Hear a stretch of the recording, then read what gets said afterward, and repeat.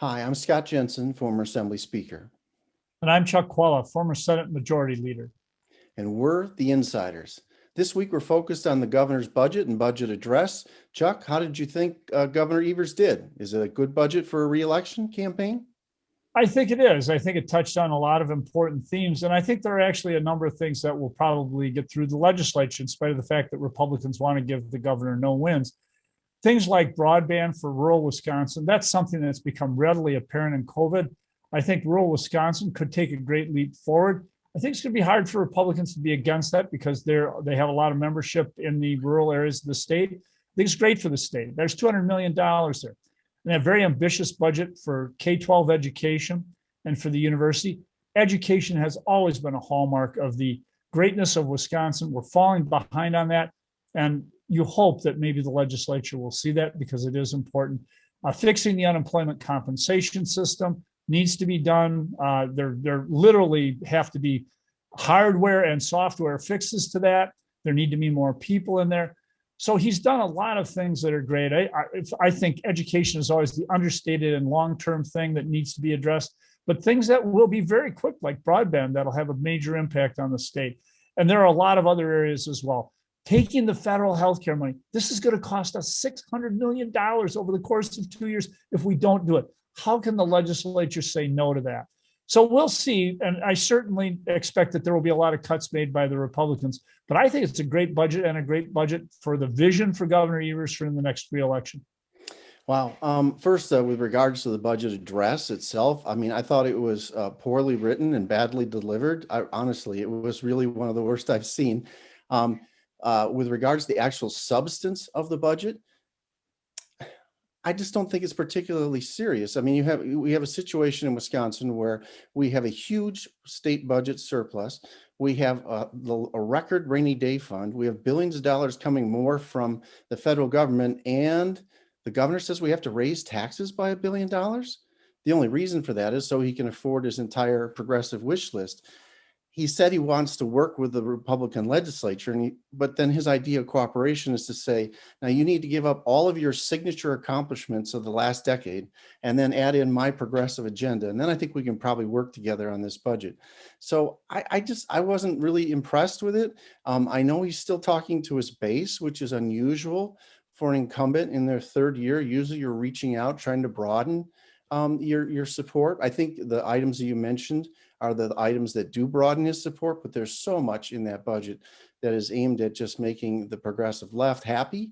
And I just don't know that that's going to help him a lot in the general election. Well, I always think and I always did this when I would comment on Governor Thompson's budget. I would always start out by talking about something positive from it and then move on to the disagreements, of which there were always many. And let's try to find one area of agreement between Scott and myself. Do I believe that the Republican legislature will repeal Act 10? No, I don't believe that they will do that. All right, well, let's take that off the table for a minute and look at the rest of the budget. What the rest of the budget does is really good. And although Scott talks about it as speaking to the base, it actually speaks to everybody who's not on the nutty right, is really what it does.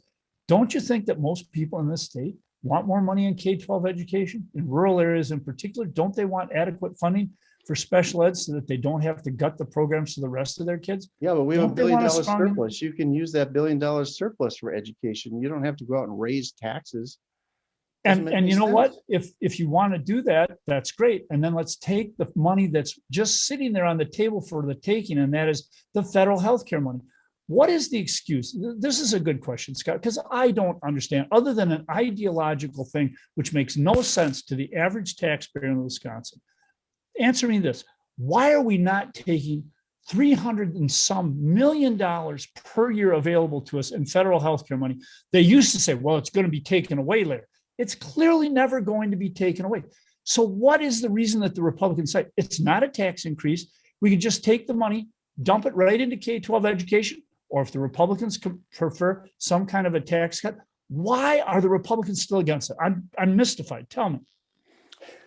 Well, again, as I've answered this question many times for you, I just think they don't believe the federal government.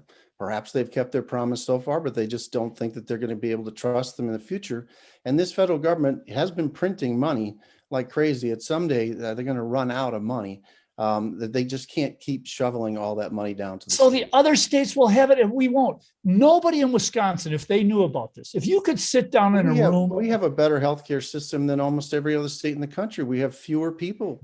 You know who don't have that's access to a health. what about argument, Scott. You know that as well as I do. There's absolutely no reason. There's no way you could sit down with a room of 30 Wisconsinites and not walk out of that room with 28 of them saying, yeah, of course we're going to take the money. Why would we not take the money? The only way the Republicans avoid it is by messaging, by saying, look at this shiny object over here. Don't pay attention to what's being done behind the curtain. Everyone knows that's money there for the take. We have lost out on more than $1 billion. Even Mike Pence's Indiana and Mitch McConnell's Kentucky take this money. We're the only state outside the deep South and the box states out west that don't take it. It makes no sense whatsoever. So this is an area where I hope that the governor and the legislature can get to a reasonable middle. And I think that that's the kind of thing that people are looking for. To be honest with you, I think in a year where you have, let's talk about the budget and the election, because that's what the topic is here. I think that this governor is going to look like the reasonable, moderate guy who wants to do the right thing for you in a year when Ron Johnson is going to be looking like the kooky right wing.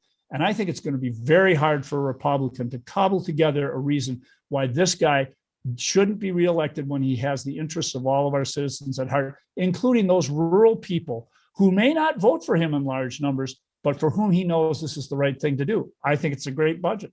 I think you have a lot of touch there in Dane County. By the way, you asked me a question. I'll ask you one, Chuck. Okay.